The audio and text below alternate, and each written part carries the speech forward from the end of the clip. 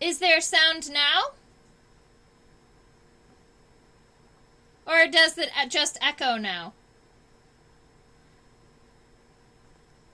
That's no good. Check, check. Check, check audio.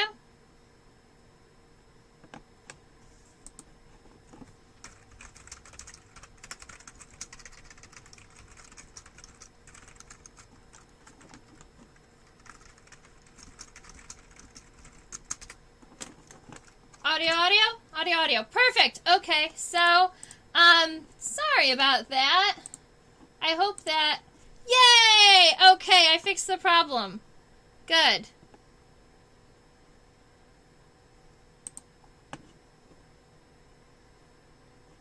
All right. Love it. Okay, so I was saying I have a close relationship with moths because growing up, I grew up on a raspberry farm, and my mom had found this caterpillar, and I don't have my own picture of an moth caterpillar, so you'll have to Google a picture of them if you don't know what they look like. My mom found this caterpillar in the field, and it's green, and it has all of these spines. The answer is just a tease, yeah. It's green, and it has all of these spines, and it has this red line along the lateral, and I look at that, and I say, I need a container to put that in. And my mom, not recognizing that, like, what all those signs could be, maybe, she was like, why don't you just pick it up? You're the bug girl. And I was like, I don't think those spines look too happy.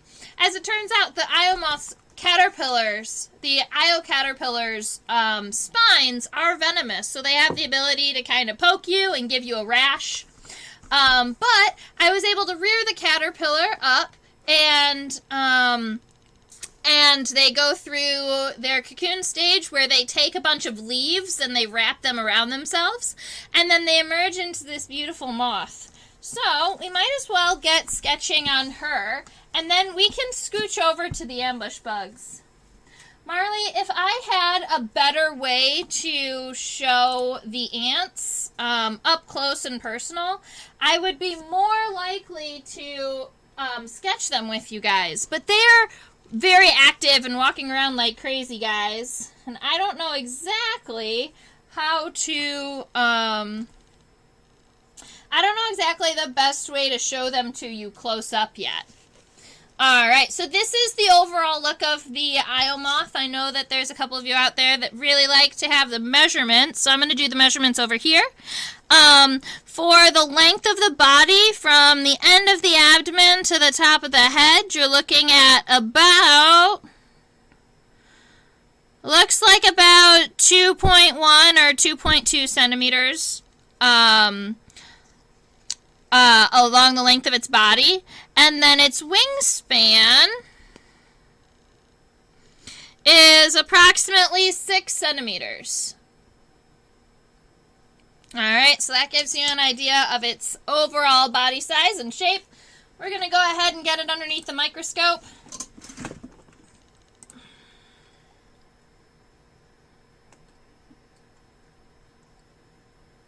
Now, the Io moth is a species of silk moth, so it's in the family Saturniidae.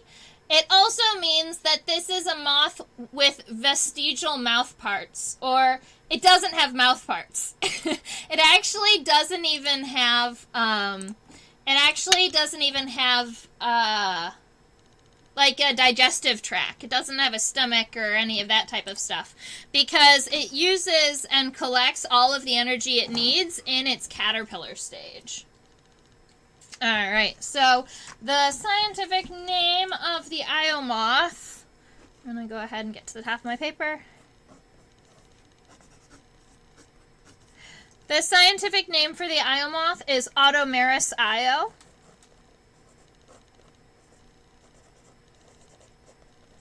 I've been appreciating seeing everybody's sketches. Make sure that when you write a scientific name, the second word is the epithet, and we make sure that it stays lowercase. That's just one of the rules of Latin naming. So, Automerisio. Alright, so, getting started. Man, I wish that we could zoom out a little bit on our microscope.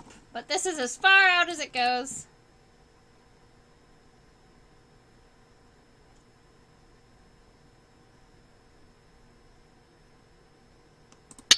Alright.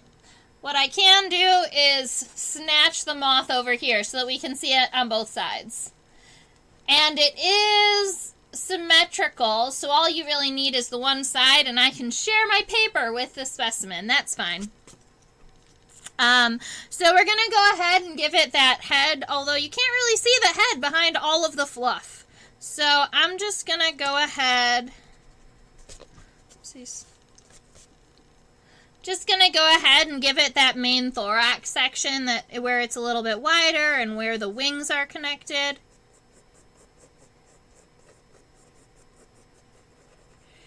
And then we're going to go down and we're going to give it that abdomen. Make sure that its abdomen kind of gets narrower as it gets closer to the end. There aren't really distinct segments as you've got so much hair in the way. Moths tend to have very, very fluffy bodies in comparison to butterflies. The other thing that we'll know about moths is that they have antennae that look like feathers. We call them bipectinate. So there's two types of feathers, two types of antennae that are kind of large and poofy. Mosquitoes have one of them, and mosquito antennae, when they come up out of the head, they poof in kind of all directions, not just two ways, but they kind of have circles of tufts around their antenna, and that's what we call plumose. So it's kind of like you've got the poof, or you've got the antennal pieces going kind of in all directions. Whereas our moth, you can see she kind of has these. You can see that she has comb-like pieces coming off of two ways, and that's what we call bipectinate. When I'm trying to sketch moth antenna, a lot of times I will look at the overall shape, and I'll give myself a very light line going around where I think that her antenna should end, right? Like these leaf shapes. And then I will go through and add all the segments that go up to those lines. You can always go back and erase them.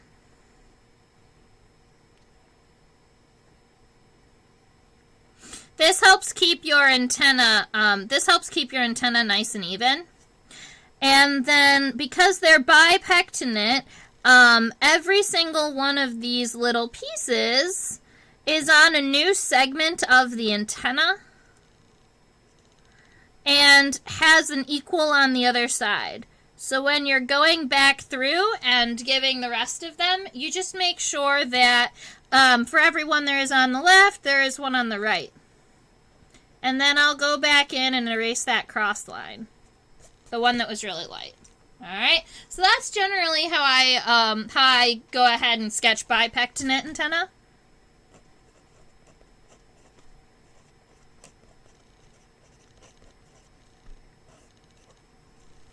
Alright, and so then I'll go ahead and add it to the other side.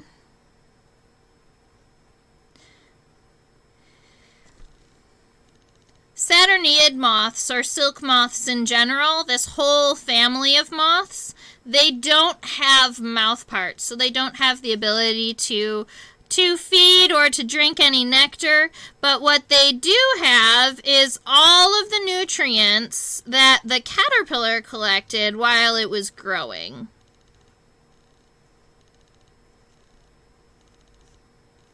I believe that you can find Io moths fairly commonly, at least in the eastern United States.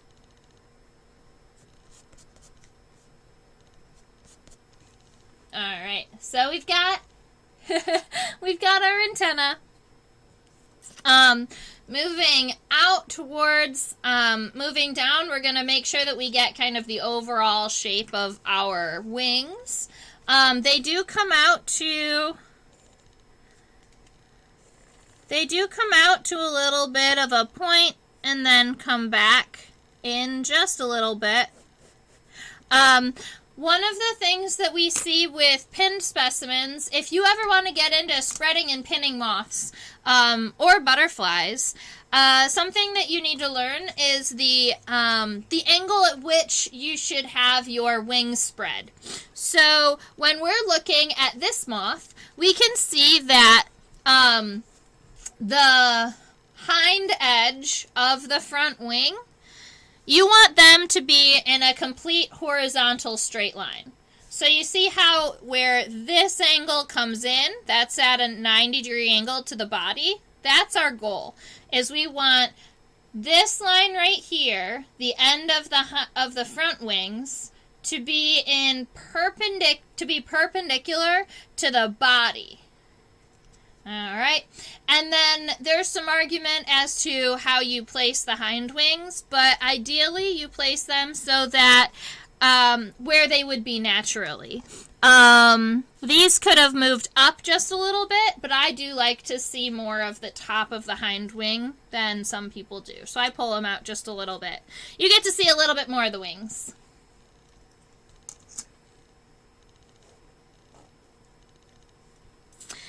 And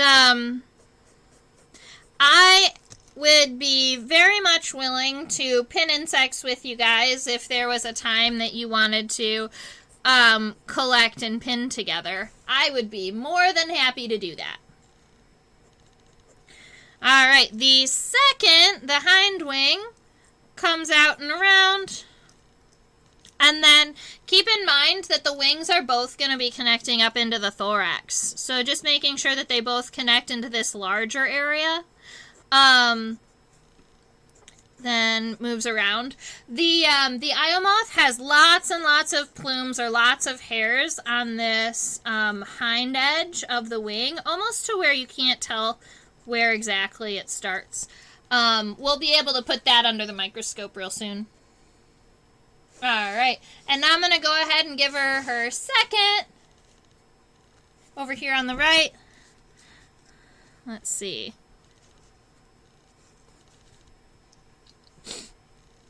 I guess I'm probably going to need another camera, huh?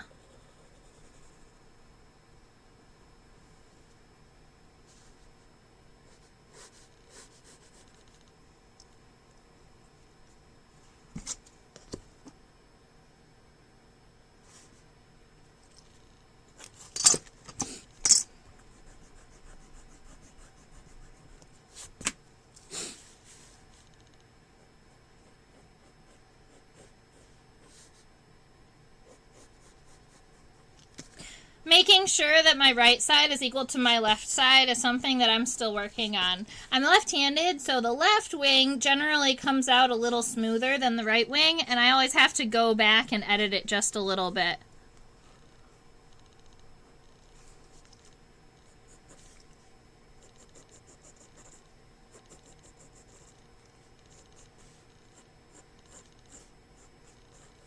Awesome sauce.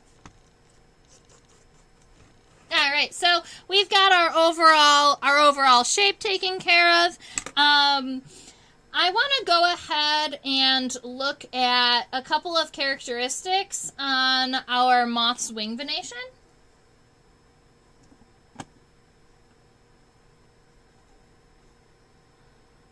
As woolly elephant on Sesame Street?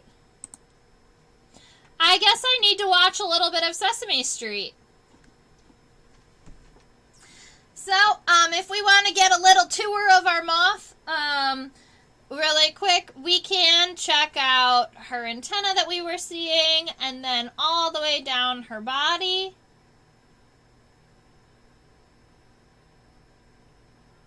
Cool.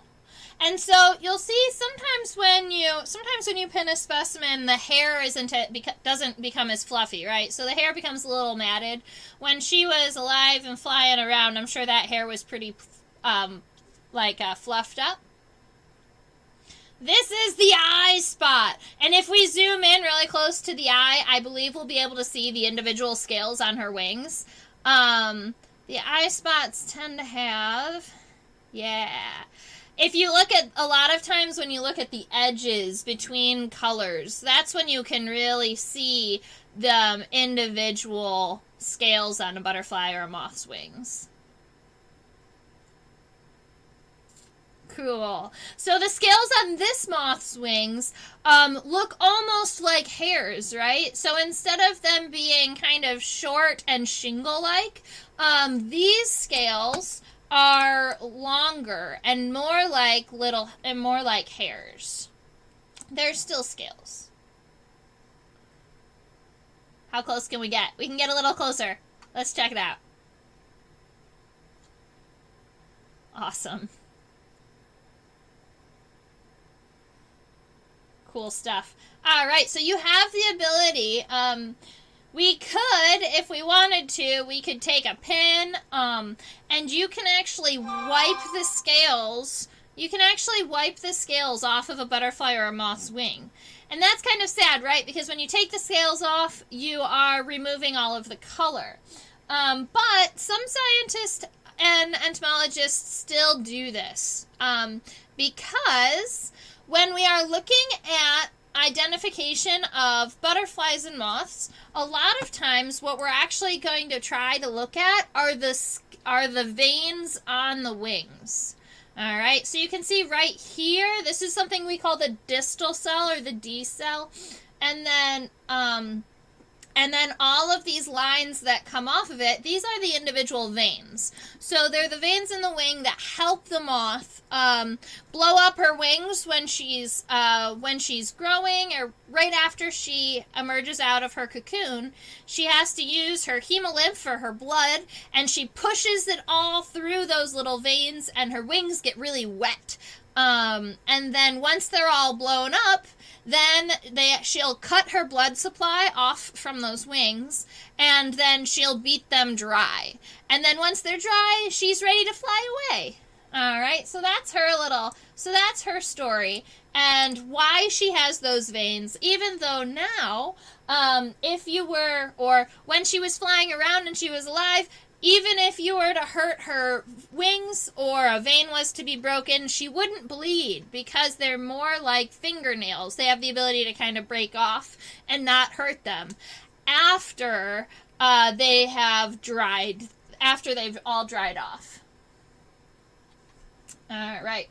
So the coloration on butterflies and moths is important, but a lot of times there's so much variation in the color that scientists like to have something a little more concrete, and that is where the veins come into play. All right, so what I'm going to do is I'm going to leave it right about here. We can see how this vein right here is the first one. It starts all of the other branches, right? And it is the top of the D cell. So what I'm going to do for my Io moth is I'm going to put the wing venation on the left, and I'm going to do the colors on the right, just so that you can see kind of both forms.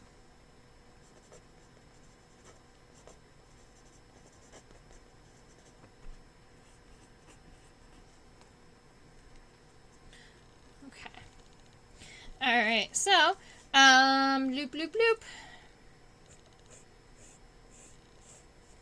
That's going to be the top, there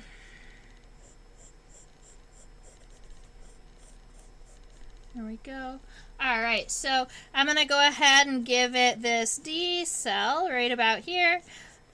Now, most butterflies and moths are going to have a cell here, and then when we're identifying them, a lot of times what we will do is we'll count like how many veins come off of the cell or how many times it branches. Looks like There's one that comes off of the bottom, and then there is 1, 2, 3. But this top one is the continuation. So there's just 2. So this is the bottom one, and then 2 more up here up the top.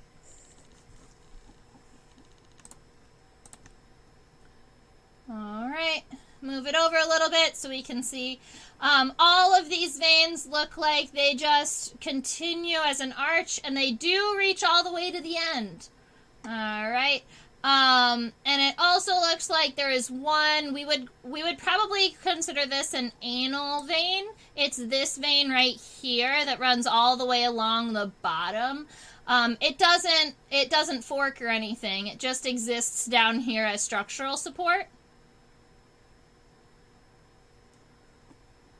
Okay. So I'm going to go ahead and sketch those in.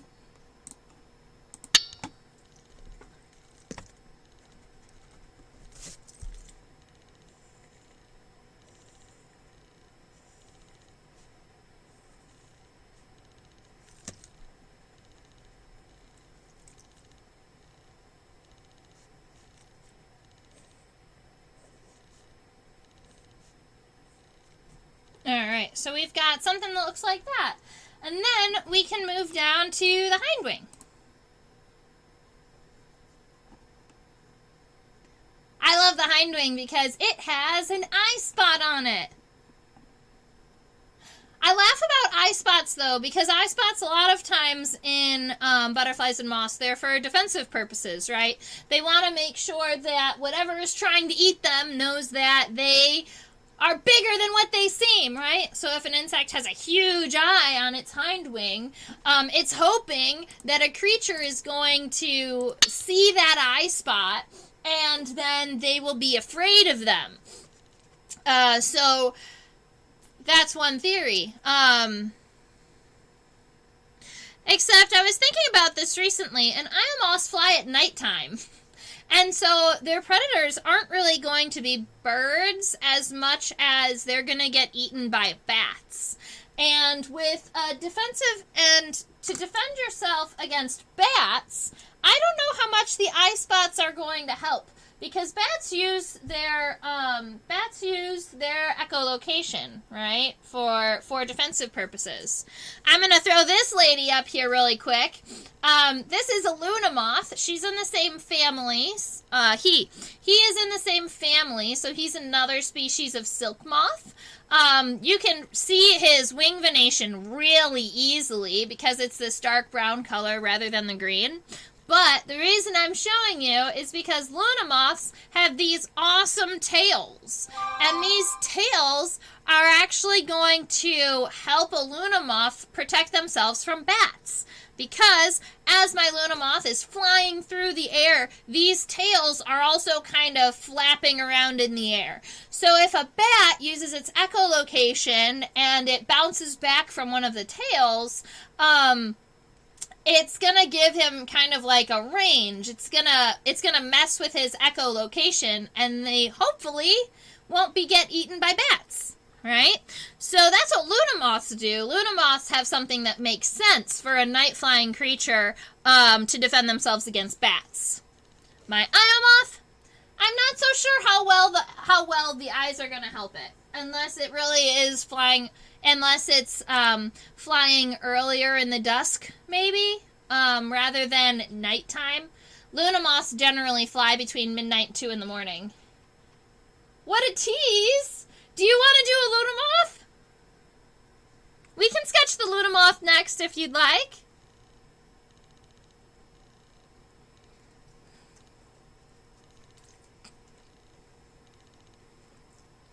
I like to tease you guys a little bit so that you know what type of insects are coming up soon. A lot of times, so with this eye spot, it makes it very difficult to see the wing venation. There are veins that come around this way and make this cell right here, but I don't know how well you're going to be able to see it. Do eyes help against spiders when it's perched?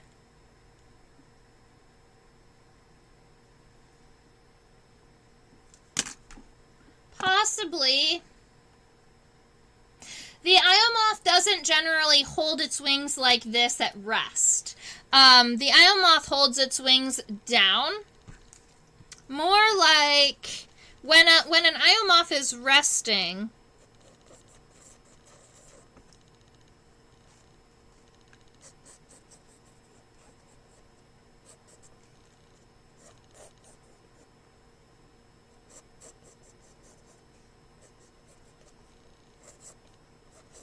All right, this is a really quick sketch. But when an Io moth is resting, they're generally not going to have their wings open, so you're not going to see their hind wings. What you see is this front wing coming down from a super fluffy thorax, and you see the large plumose wing, or plumose antenna, or, I said plumose, bipectinate antenna.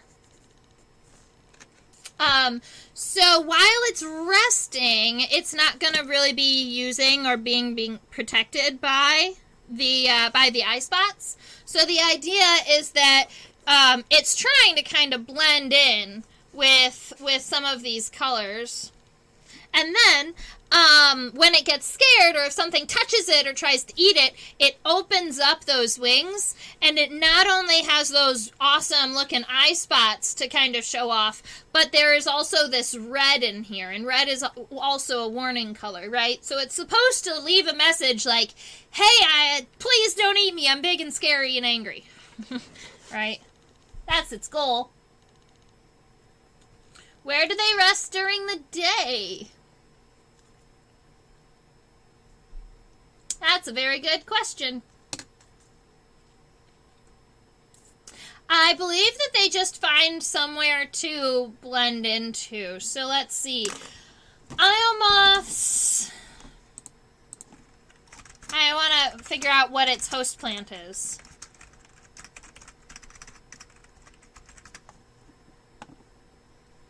Io moths are going to generally feed on oak willow and some wild cherry.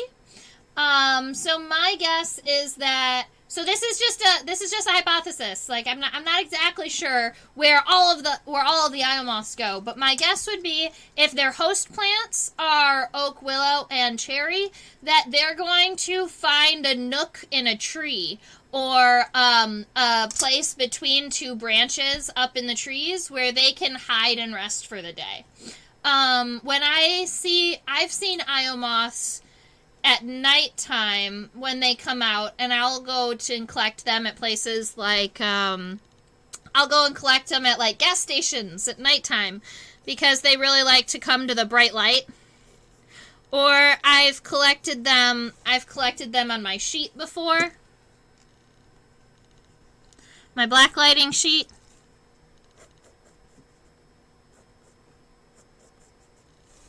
But yeah, in the daytime, I think they probably just huddle down on a tree.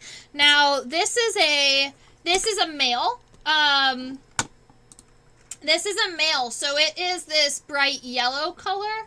The females are a lot more of a woodsy brown color, and so they would have the ability to blend into a tree a lot easier. Alright, so I've got my left side done for wing venation. I'm going to go over here to my right side, and I'm just going to add the colorations and the shading. And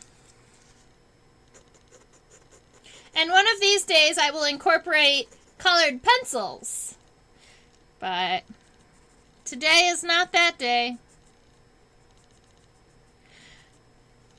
I'm actually going to take into consideration that all of the scales, when they're laid going this way, kind of away from the body. So your strokes can all be in that direction, and it'll give you that appearance that all of the scales are kind of tapped and going in the same direction.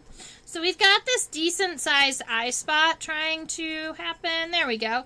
And then there is this darker band that comes around.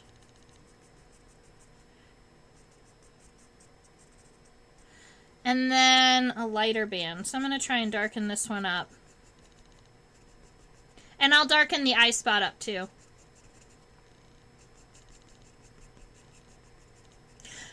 We do have a clear spot in the eye spot. You can see it right about here. I believe that's just a couple of the scales that have fallen off over the course of time. I don't think that their eye spots generally have a clear spot in them.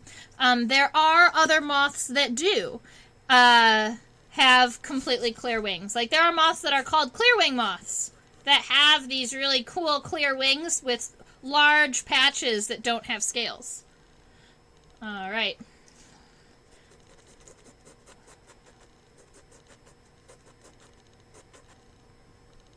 Okay. And then along this side, essentially where in between the wing venations down this way, you've got these dark spots that come along here and match up to this dark line. Each one of those specks are in between wing venations.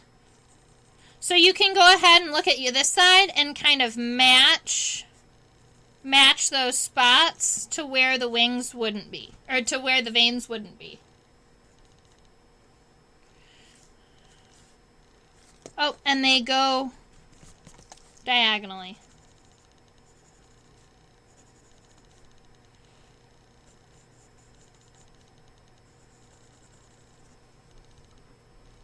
Something like that. Oops. Scale's going this way.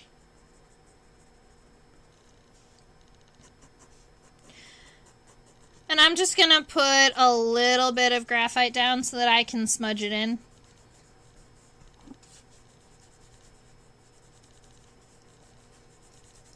All right.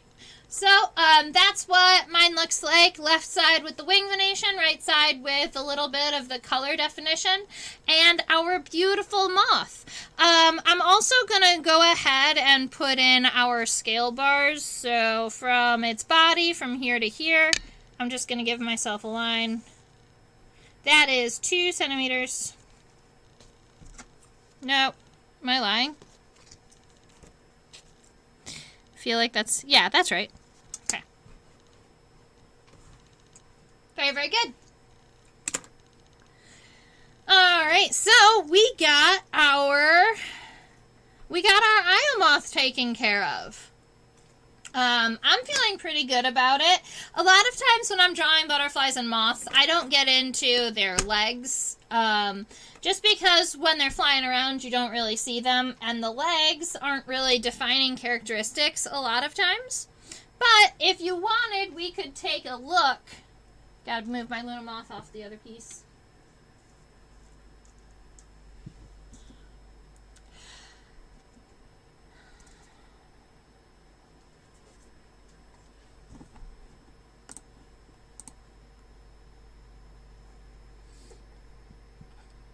So if we're looking at the underside of our moth, we can kind of zoom in on the head here. This might be kind of cool. You can see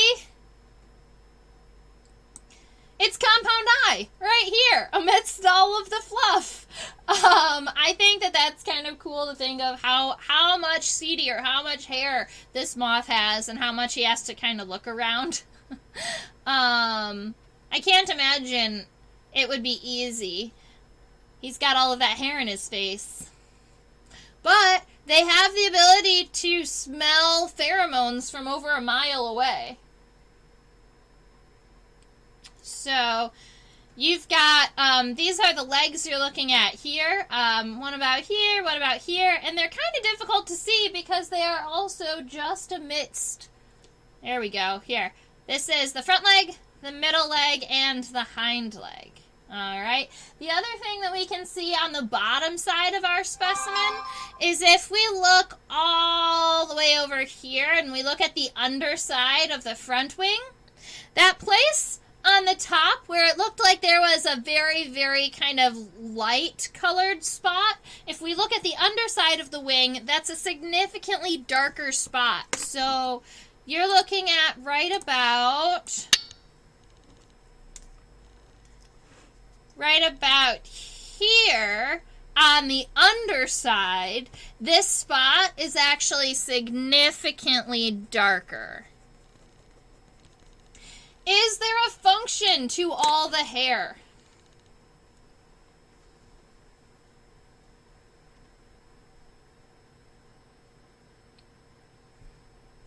I'm sure that there is a function.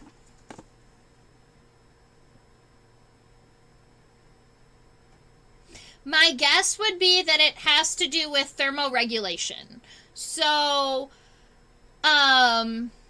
butterflies are not as thick, don't have as thick of coats or as thick of hair as moths do. Butterflies fly in the day, though.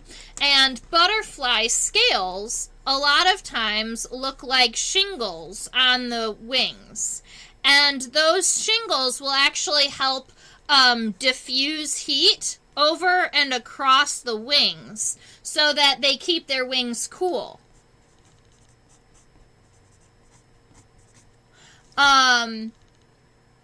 So I wonder if the hair, if the thick hair, I wonder if it helps like hold in body heat.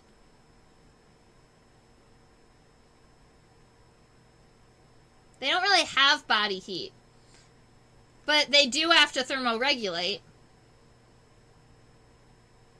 It's a good question.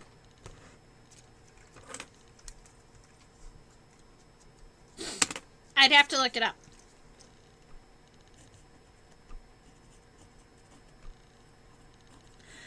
I would also say something like a lot of times hair is to, you know, help collect something, like help collect pollen. But these moths don't feed, so they're not going to be going to flowers and doing anything with pollen.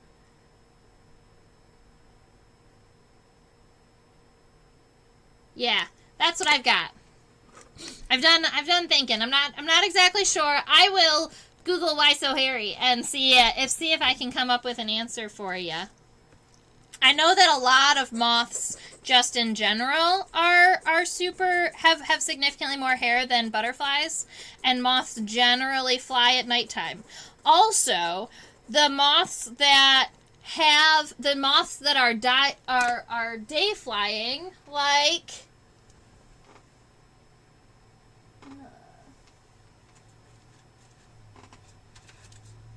don't mind me lifting up the curtain. The moths that are day flying, like this sunset moth, it's not off the spreading board yet, but you can almost see that around its body, it doesn't have as much CD, it doesn't have as much hair. And even though this is a moth, it flies during the day, so its scales are a lot more like a butterfly. So my guess is it has something to do with temperature or the differences in flight between flying in the daytime and flying in the nighttime. That'd be my guess. I don't think that the extra hair is going to mess with echolocation of bats at all. I don't think that the hair is long enough to do that. You kind of have to have longer tails on your wings to take care of that.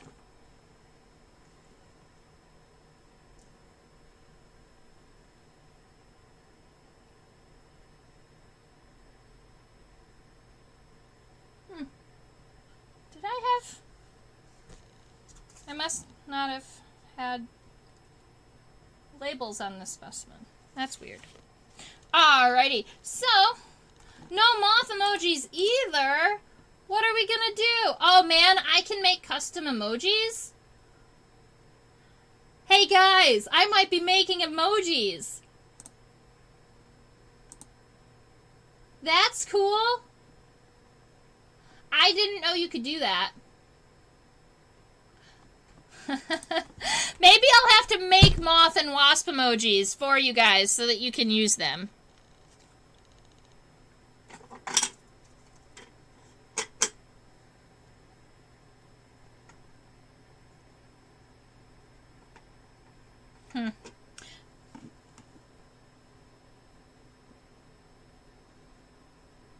Oh no. Yeah, that is a sad one, Marley.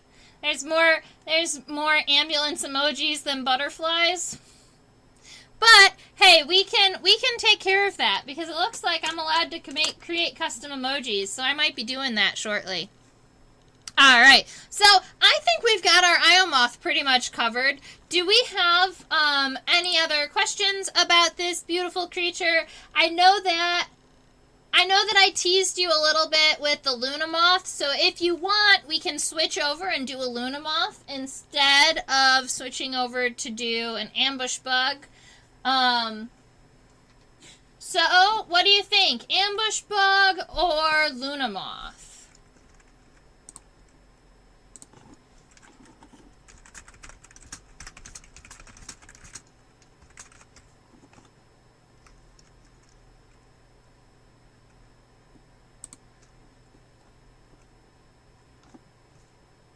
Ambush bug it is! Anatomically correct insect emojis. I'm excited.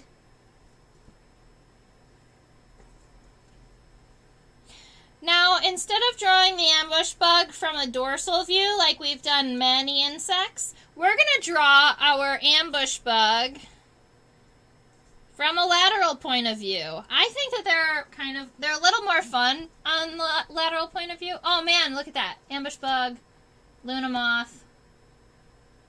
Luna was a rough tease, Luna. Alright, so Marley says ambush bug. Amy says Luna Moth. I'm sure there's at least one more person out there who wants to be the tiebreaker.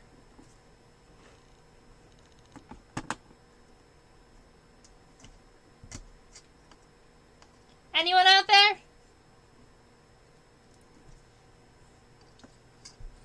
We're all tied up, 1-1. Oh, that's funny.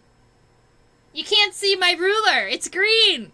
See, happy St. Patrick's Day, ladies and gentlemen. I was really excited about wearing green and then realized you wouldn't be able to see me. So, I didn't wear green. I wore yellow and blue. So that, you know, together they're kind of green. Alright. Deborah voted bush moth. I'm going to take that as a vote for our Luna Moth.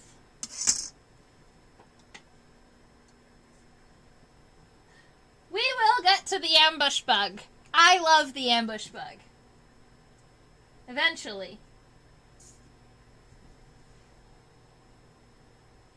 But it is our Luna Moth's turn. She's green and she doesn't go away when you put her on the green screen. Very cool.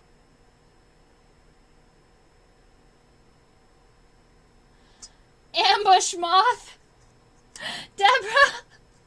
Ambush bug. Okay, fair enough. All right.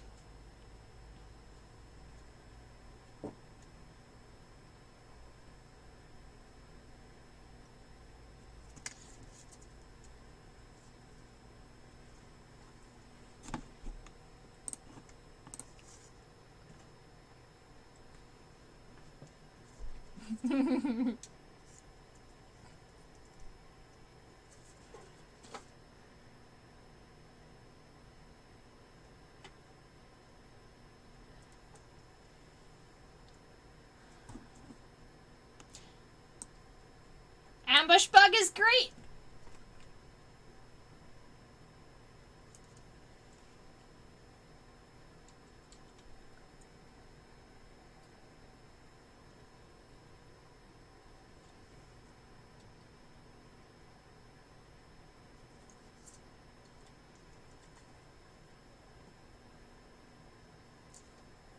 Just need to get my specimen all situated here.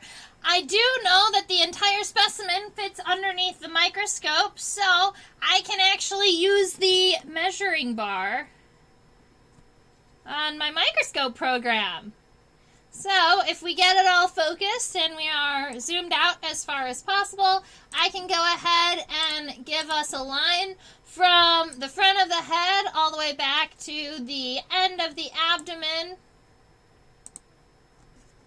And it looks like our ambush bug from the front of its head. Oh, I'm trying to get this to separate from the line. There we go.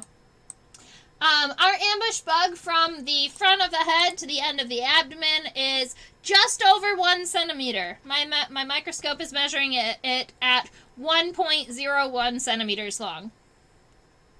From the head to the abdomen. So half the size of our moth.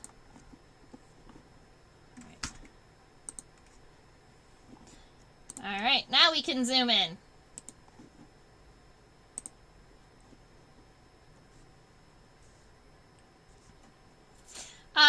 I'll go ahead and put it right here just so that you guys can see the overall shape before we get going. I know that was something that you had suggested in the past.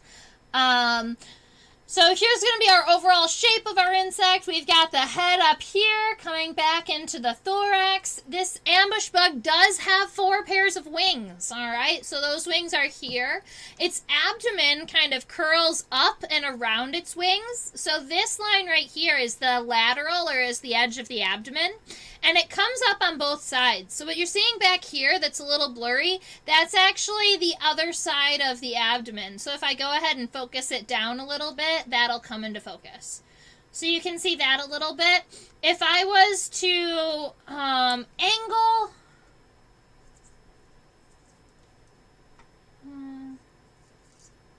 maybe we should try and get it...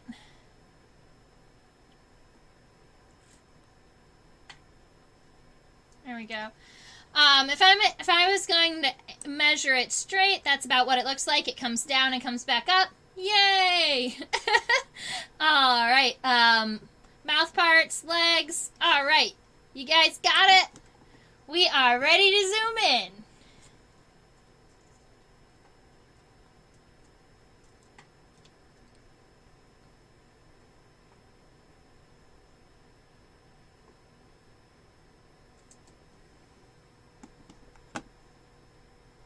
I am also partial to ambush bugs. Now, I know I have many cute little stories about bugs. All right, it's just who I am. This insect in particular, though, was one... Oh, quick, everyone take a screenshot. I guess that's true. I could just tell everyone to pause really quick. I can't have it there, I don't think, all of the time, because I really like to zoom in and see all of the details. That's part of what I love about this. When I was growing up, this book was like one of the... It was my top 2 insect books growing up. It was just, Field Guide to Insects and Spiders. And as a kid, I used this one a lot. I had pretty much all of the pictures memorized. Now, this guy, that picture, look how amazing that is. As a child, I was like, look at that ambush bug. I want to find one. They are the coolest thing ever. And it took me until college. I think I may have seen one in high school, and I got really, really excited. So I think I was probably like 15 or 16 before I actually saw my first ambush bug. But it was one of those things that I was like, I really want to see this bug, and it was because I saw this picture in this book, right? And so I think that that is really cool. And also that this is the jagged ambush bug, and it's the exact same species that we are going to be sketching here. Alright, so the insect that we are sketching is called the jagged ambush bug. And it gets its name jagged from the jagged edges and peaks on its pronotum.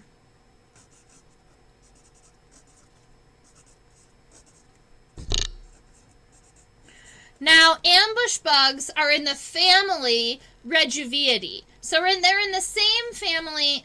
Stop autofocusing, camera.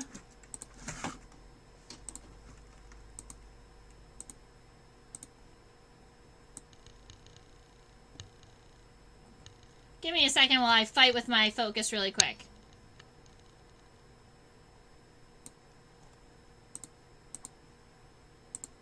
Alright, so the ambush bug is actually in the same family as the assassin bugs, the Rejuviidae.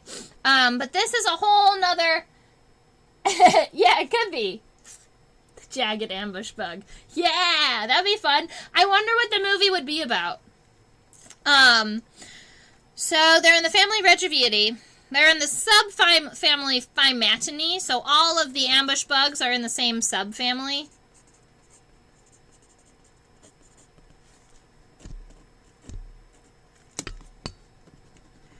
Phymatinae.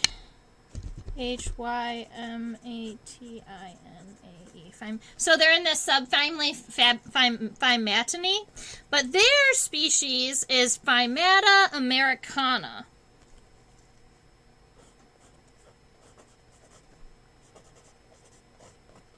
I'm going to erase this. It's going to run into my name.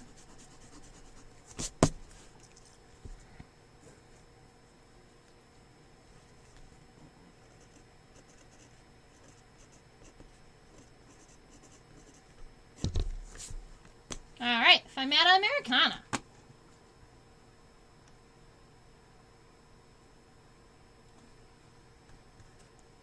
Yeah, they used to be their own family. They used to be Phymatidae, but they got smushed into the family Regiviid because they did some genetics and realized that they kind of were smack dab in the center.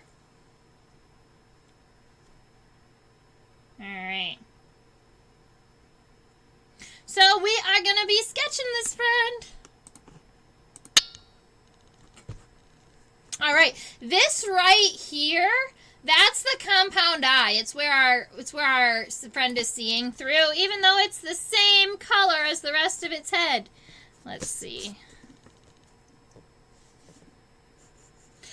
When I was showing you guys the overall shape of my insect, I didn't go ahead and sketch that. So I get to do it out of the top of my head. Let's see. Maybe I should.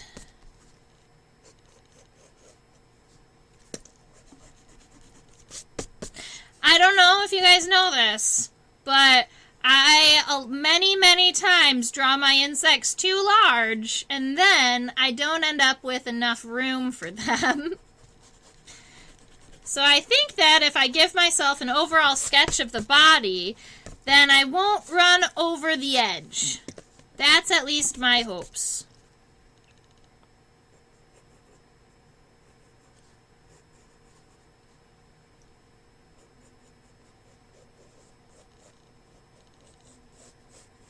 All right, something like that, I think we're good. All right, so I'm going to go ahead and give it the compound eye first, and then I'm going to kind of work my insect around this eye. So going ahead and giving it kind of this kind of fun forward shape. Now, Phymatinae, these assassin bugs, these ambush bugs, are predatory, right? So they do ambush prey, and they are actually considered a pest to many beekeepers because they do catch many honeybees. You can see that they have this kind of yellow, this yellow and brown mottled coloration, and they really like to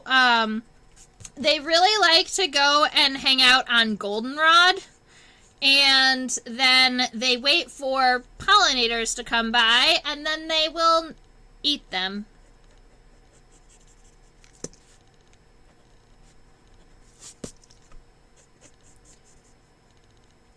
This is the beak. This is what they're going to use to inject venom into their prey.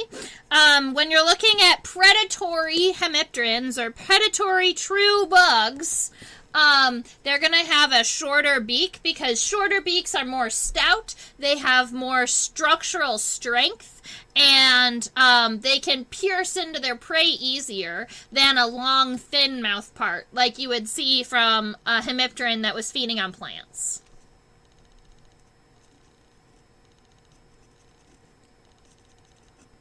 I'm going to go ahead and add these jagged points up here. And then we have these antennal segments. Now, I believe, let's see, 1, 2, 3. I thought that they had 4 antennal segments.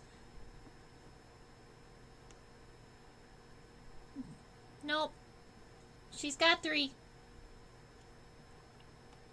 All right, in this species, the females are a lot lighter and the males are going to have more darker colors. So if you look at some Phimata americana and you notice this huge color variation, it's a sexual dimorphism. It's the difference between the males and the females. All right, I think I need this to be just a little bit stouter with a little curve. That's probably a little better. All right, and then I'm going to go ahead and add my segments coming out from here and moving backwards. 1, 2. And then the third segment does get a little wider. It's expanded and it's a little darker than all of the other segments. So I'm going to go ahead and give it a little bit of coloration. Cool. All right, and then moving back.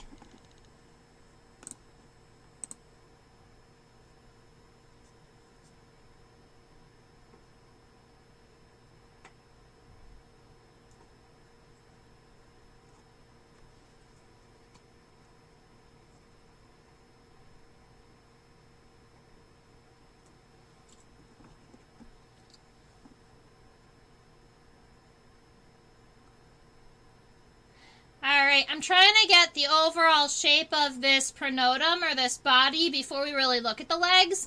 But something that's really cool about ambush bugs is that their front legs are like a praying mantis. They have the ability to grab and hold on to their food. Those are called raptorial front legs. This jagged edge right here is where they gain their name. And if I zoom back a little bit, you can see the jagged edge even more clear on the other side. You see those 2 points? All right, that's where it gets its name from. Generally, they are not so textured.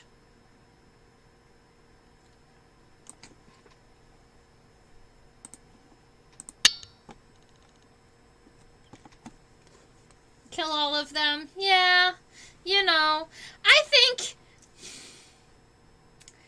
I don't know. I have mixed opinions.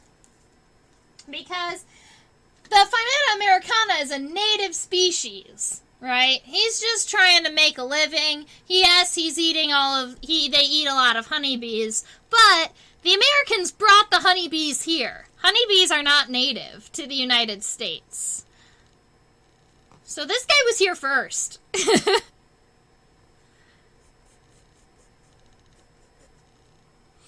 Alright, I'm going ahead and giving, let's see,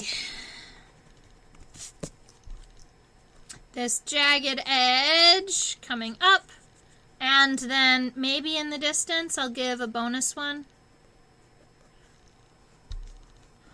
Alright, and then this right about here is where our wings come out. Alright, so we can go ahead and kind of give an imaginary kind of line this way. Now, where our wings come out, we can see the wing right about here, but then on the other side of the abdomen, right, on the other side of the abdomen, you can also see this edge come up. I'm excited to see your sketches of this insect too. Alright, so it looks like from our image that we have on here,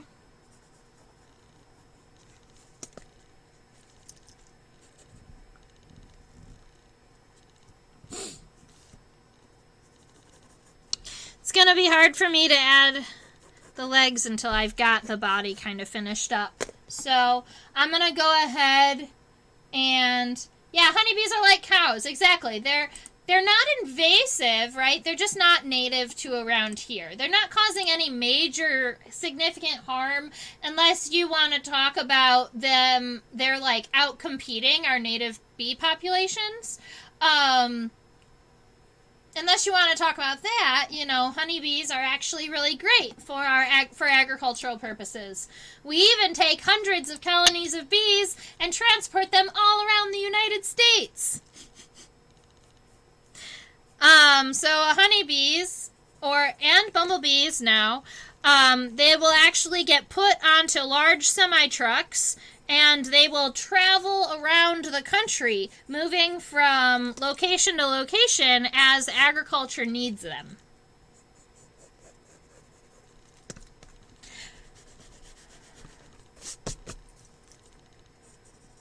All right.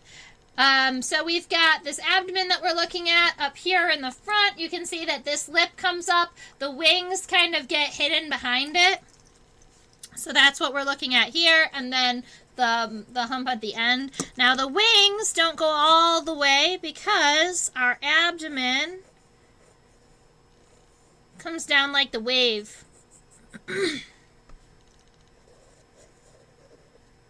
Kind of like that.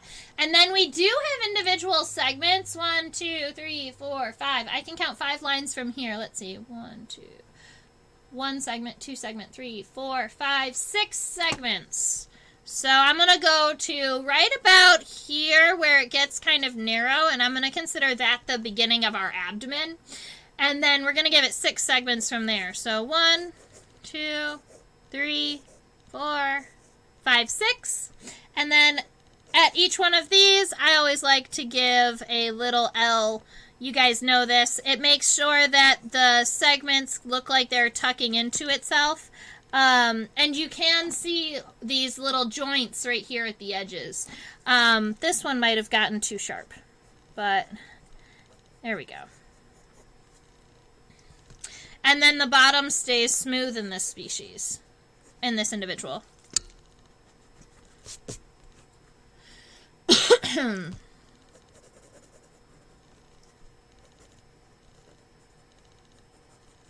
I also think it is important to see these animals from the dorsal because a lot of the coloration. So after we get done drawing a lateral of this fella, of this lady, we'll be able to go ahead and move backwards and check out.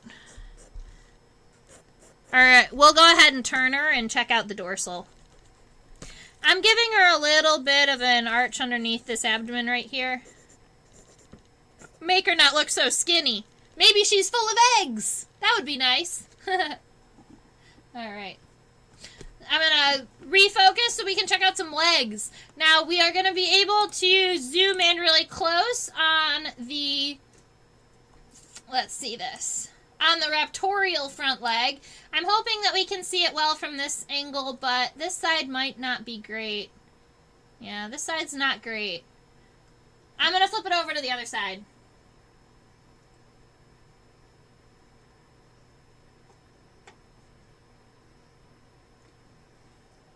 This side's better.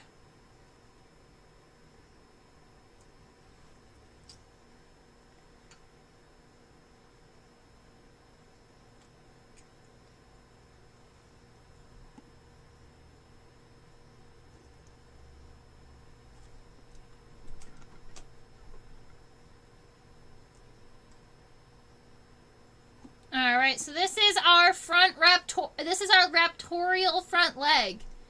Now, I believe this end right here, this is the tarsal segment or the toe, which would make this a tibia, and the femur is the one that comes down and connects to it. So, we have a femur that comes down, and this femur is going to be kind of short and stubby. All right. And then our tibia, and that tibia is going to be the main part of our claw, or our grabby part, and it's going to come out like this, and come down.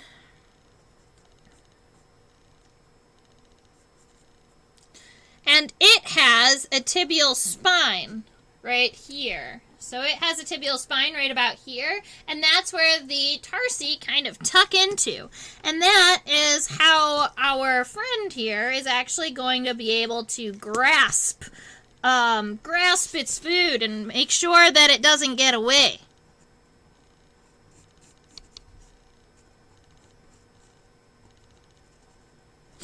All right, and then our tarsal segments right here.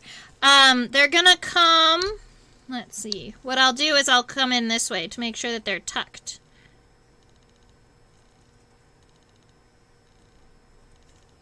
All right, and maybe I will end it just a little shorter so that you can see the differentiation. All right, so that's about how they're connected. I would definitely say this joint is just a little bit different. If we were following this joint, it would be more like this. The line is going to go out rather than up. All right, so this is our raptorial front legs, or grasping is another word for that.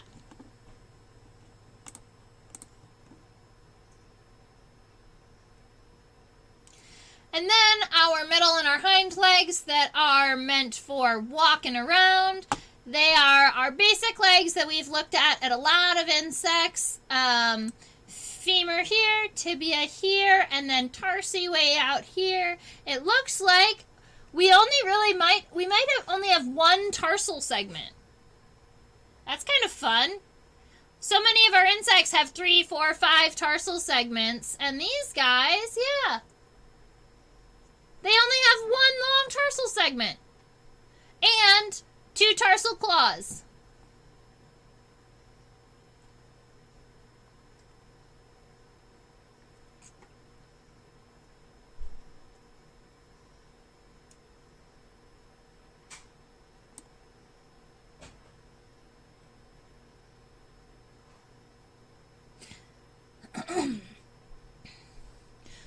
Marley, when you said, quick, take a picture of the full body, it made me think, you know, I probably could do that. I probably could go ahead and, when we're looking at it, I could probably screenshot that image and kind of put it in a corner somewhere.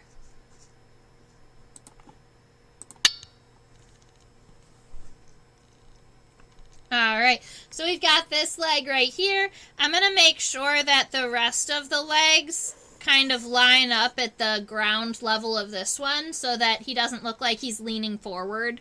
But our femur does come up and then come back down. So it's going to look a little bit like this, where we've got a femur,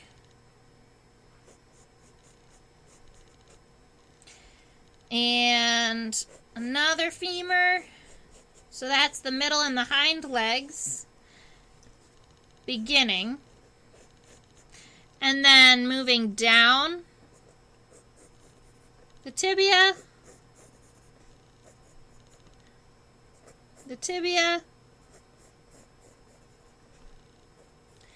and then the individual tarsal segments. So the one tarsal segment with the 2 claws at the end. And then I'm going to go ahead and go back and erase any of the lines that it goes through. I also want to make sure that the joints all connect properly, so you can erase those center lines and just make sure that those kind of connect diagonally. The middle leg is on top of the hind leg, so where those go over each other, erasing the hind legs lines.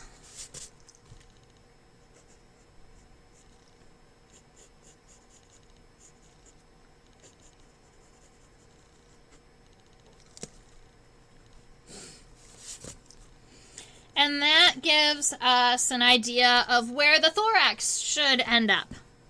And because it's all the way down here, I'm actually going to go ahead and change this line so that it's a little more angled north, angled this way.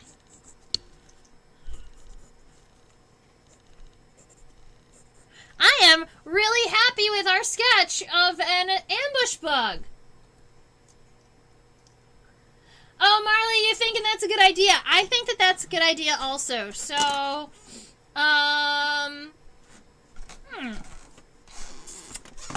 we might as well try it. Well, let's try it when we're doing the dorsal. I'm going to see how easy it's going to be to screenshot and to pull it back up into this program. It might take an extra minute, but I think I can talk over the delay. I'm pretty good at coming up with things to talk about.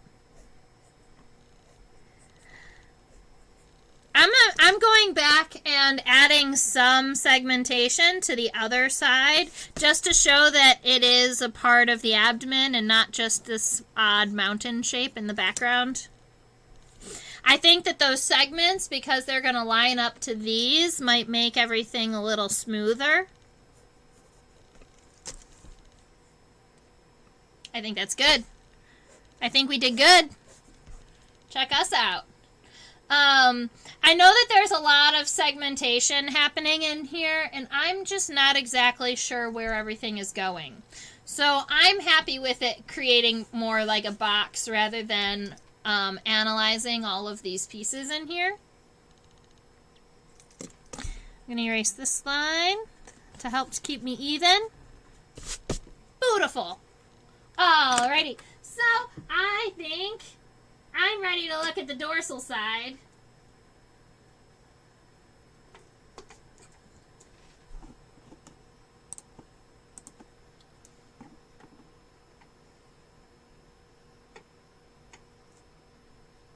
My microscope says, wait a minute, things have changed.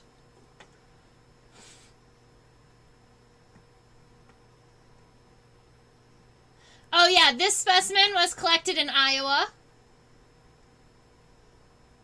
If you're ever curious, I do have locality labels on most of my specimens.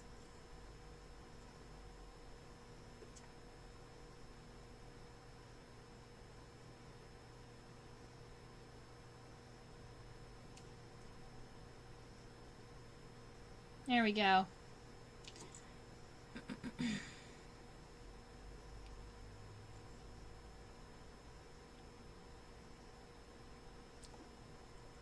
He's beautiful. She. I believe this one is female. Okay. So, if I was going to go ahead and screenshot this.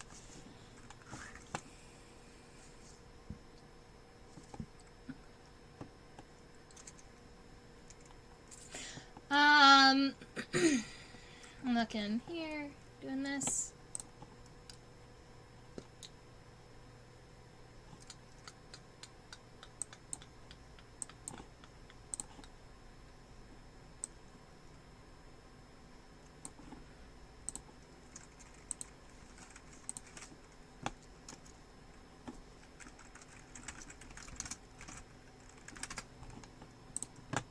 All right, I think we're about to have it.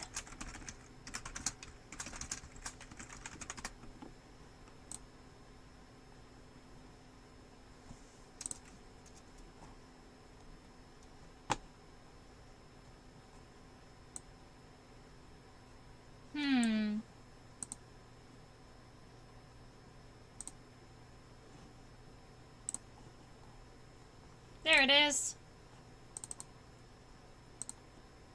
Aha!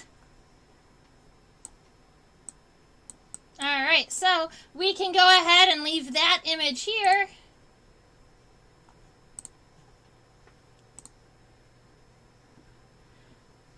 And we can see both the dorsal overall and we can zoom in on the front.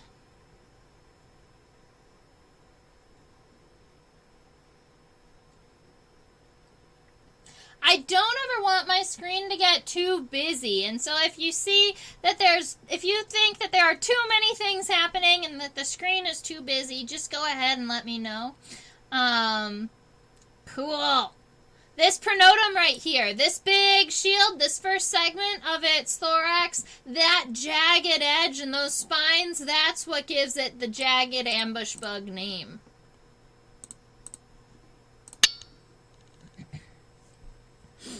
Alright, so I'm going to go ahead and get this guy sketched a little bit. I figured I would do kind of an overall and then mostly colors for the dorsal because we already have all of the segments in the legs and a lot of details taken care of. So I'm thinking mostly the colorations on our specimen.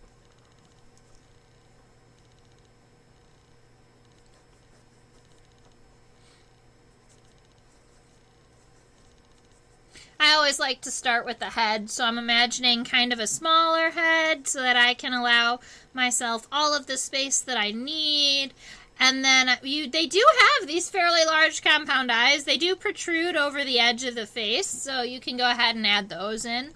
Making sure we have these 3 segmented antennae, where the last segment is a little bit wider or enlarged from the others. Haha, so his legs, his raptorial front legs, they look like this. Check this out. I'm going to zoom down a little bit.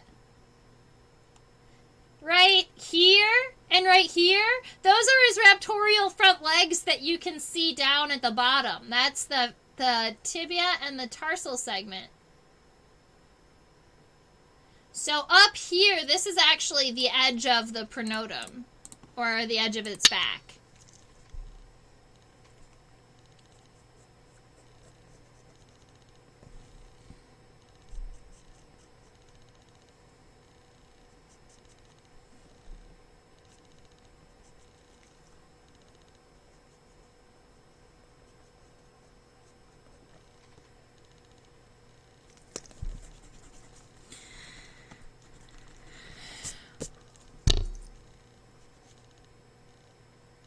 I'm going to make this a mostly triangular shape, and then I'm going to go in and add the details after. I think that's going to make it a little easier on me to make sure that it doesn't get too intense. There we go. So I've got this overall shape where it starts kind of narrow, it goes wide, and it comes to these 2 points. And then I'm going to go back in and kind of add some of these features where it comes out a little bit, and then it has this larger divot. And so then I can kind of work around this center line, and I can also compare it to the other side where I can make sure that those segments all kind of match. See? That's going to be a lot easier for you than kind of trying to eyeball it from the start.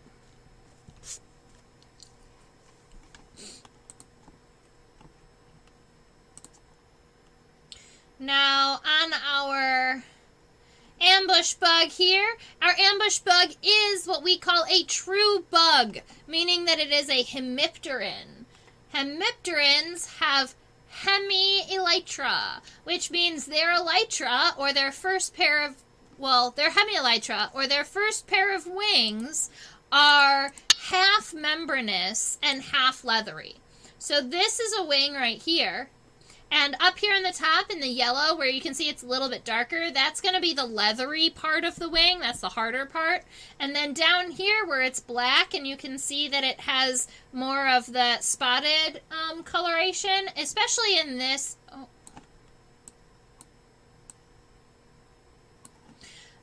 Especially in, if you're looking at the overall picture, especially right here, this is where the membranous parts of our wings are going to be. So a key characteristic, I believe this is the scutellum. Yeah, it's the scutellum. This little triangle right here, between the wings, that's called the scutellum. So you make sure that it's on the center line, so you can go ahead and imagine your center line, put a little dot, and then make the triangle come out to that point.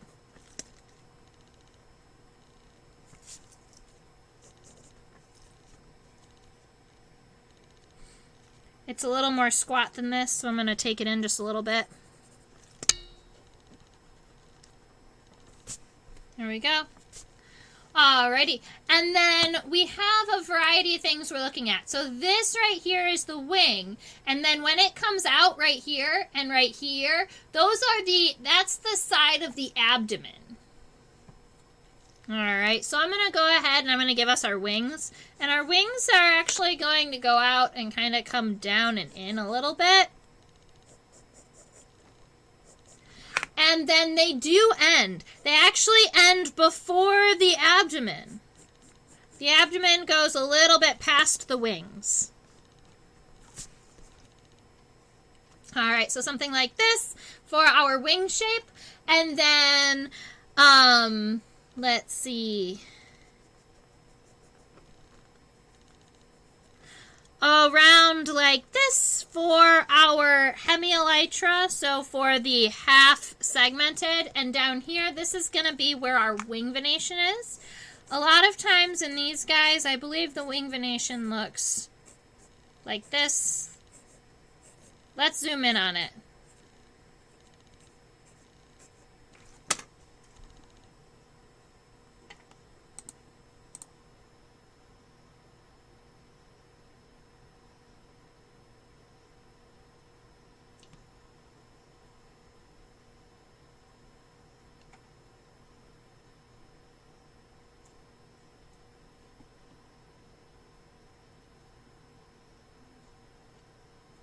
Difficult to see it because it is very dark, but it does have these cells here and here, and the veins do come out in this direction, although I think that there are more veins in this than there were in my picture. Yeah, for sure. Okay, so it looks more, aha, that's a little better, more like it has these on the top where it has these kind of larger segments, and then after those first loops, there are many lines that come, there are many veins that come down from those. And they're not really nets. They don't have a lot of cross-hatching or cross veins in there. They mostly look all parallel to each other, other than, yeah, they mostly look all parallel to each other. All right. I'm going to go ahead and zoom out, and we can check out this abdomen.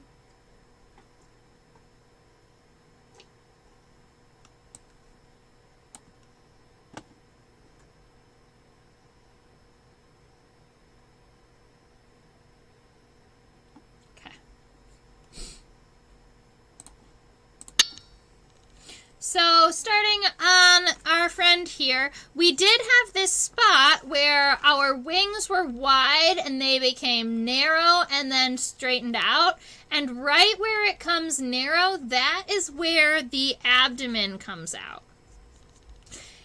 And it comes out and it gets pretty wide, and then it comes back in towards the body. And we want to make sure that that same type of angle is on both sides. I have to pick a side. I think it's somewhere in between.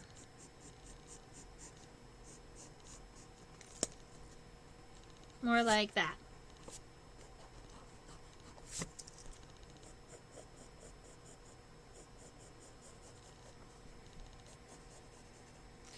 And then you want the furthest tip of the abdomen to be equal to the center line. So if we come down, we see the center line's about here. So that is where you want like the furthest point of the abdomen to be. So sometimes I'll even make a little mark there and work my way towards the center line. This might even be a little more squat. I'm going to cut it off just a little bit more.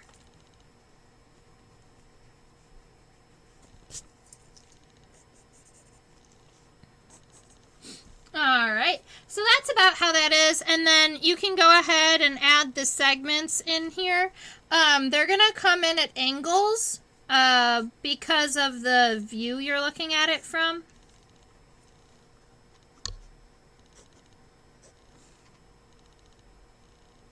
Yep, and that gives us 6. The same as on the lateral.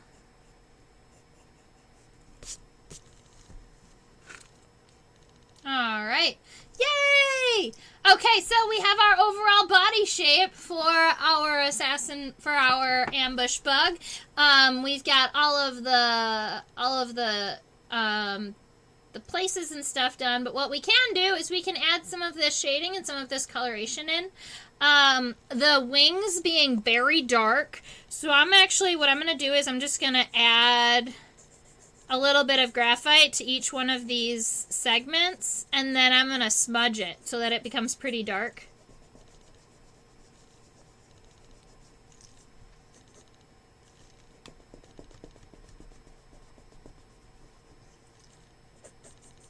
But if I keep adding to the same places where there are already lines, then those just become darker, right? We also have this dark band across the abdomen here, and it's on both sides. So we can go ahead and add that. And we also have some darker segments up here towards the top of the hemielytra. So this right here comes down almost in a V, and it's not as dark as our wings here. So make sure that you don't make it super, super dark. We're trying to give it a little bit of a gradient here.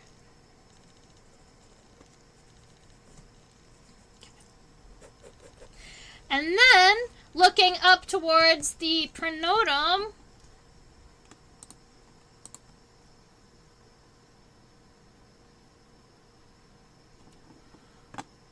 we have a central line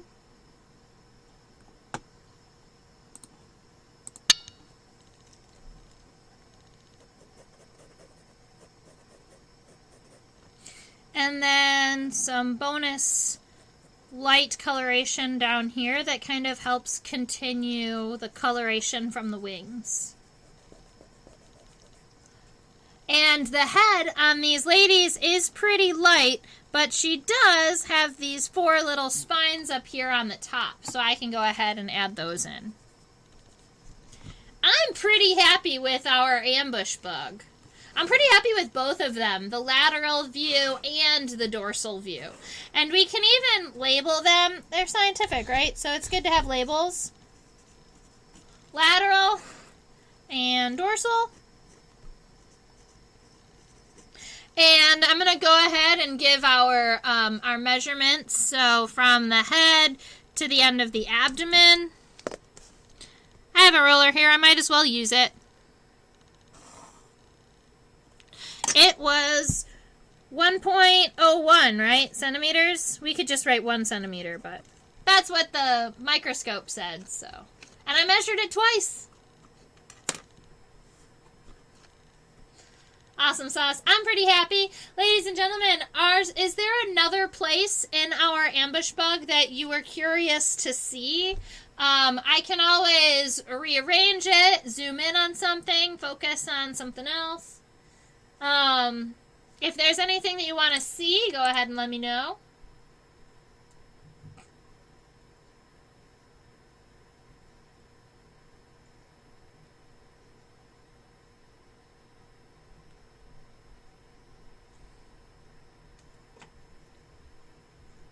I'm just focusing around.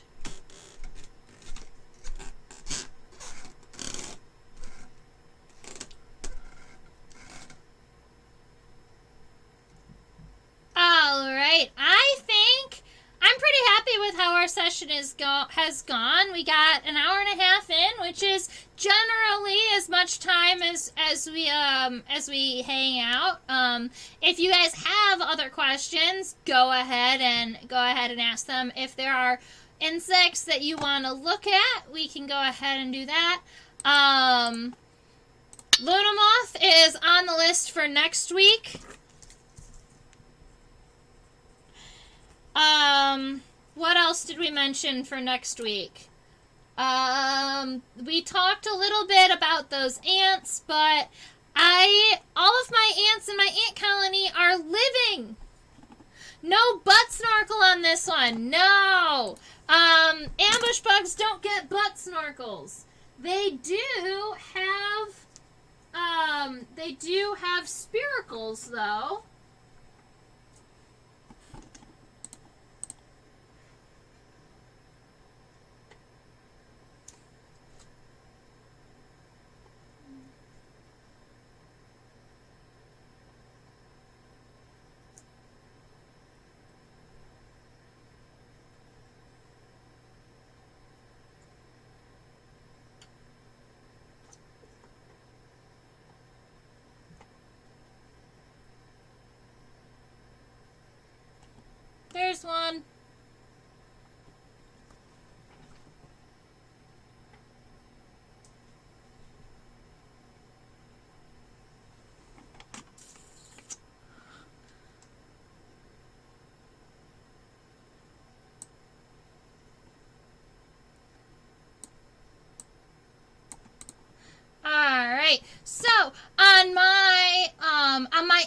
bush bug, its spiracles are very, very, very small. So, we're looking at right here, you can see that little itty bitty ring that's inside of this dark spot. That is the spiracle, and they do have, I believe, a spiracle on every abdominal segment, if not most of their abdominal segments. You can see another one right about here, right there. So that's actually where they're breathing from. Instead of having butt snorkels, they have little itty bitty spiracles on their body. If you wanted to add those in, when we were looking at it, they were very hard to see. But you can always add those in. Technically, there is another kind of segment here, and the spiracles are right underneath that segment.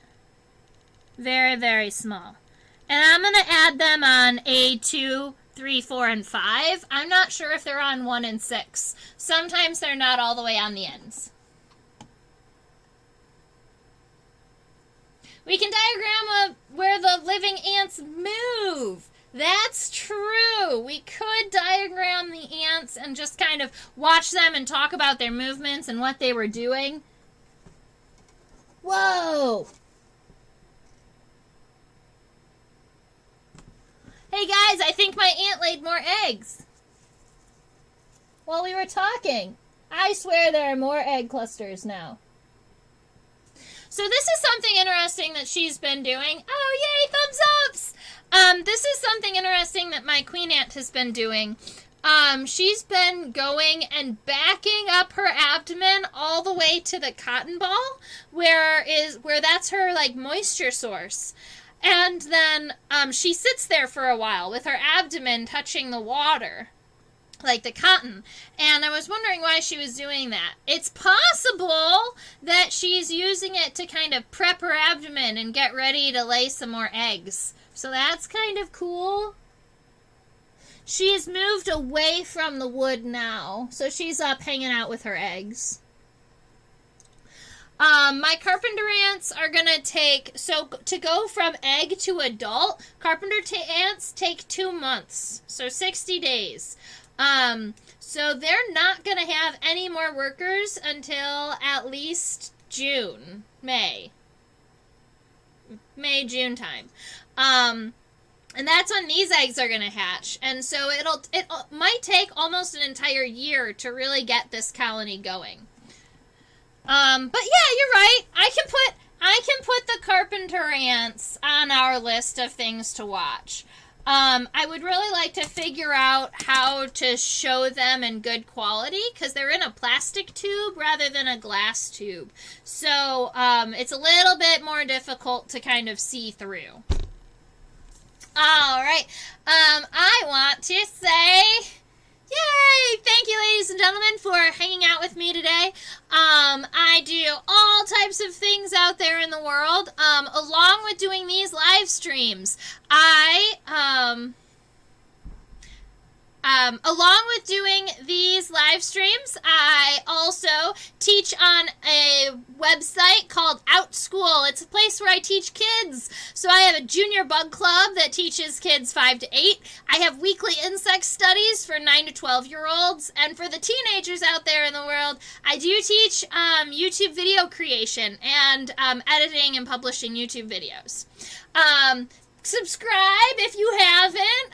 YouTube likes to remind me that only 50% of the people who watch my video actually subscribe. So it's a really big help if you just push the subscribe button. It's down there in the doobly-doo.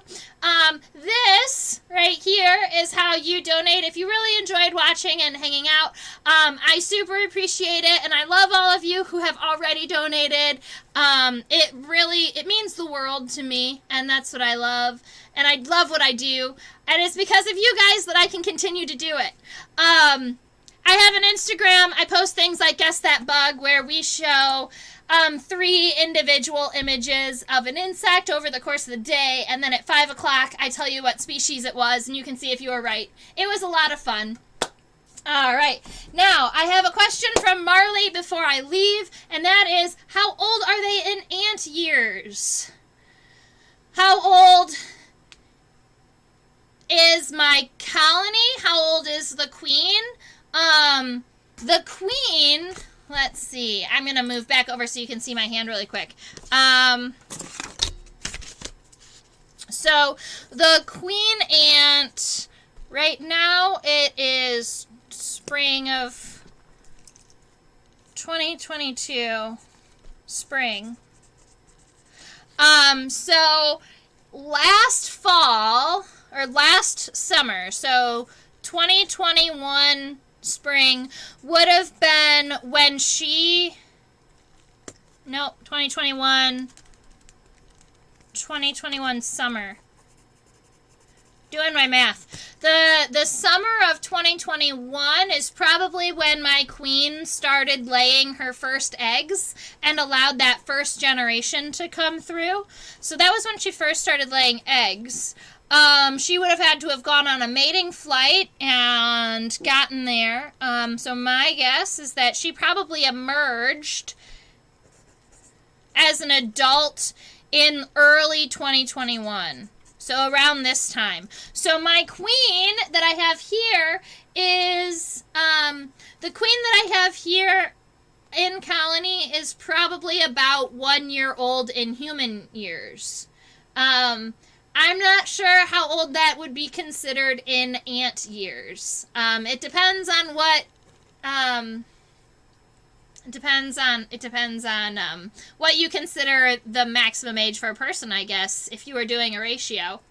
But we've got our queen is about a year, maybe even a year and a half old.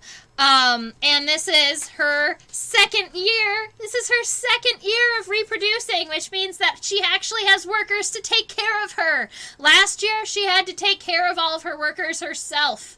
And so now she has someone to do it for her and to forage for her.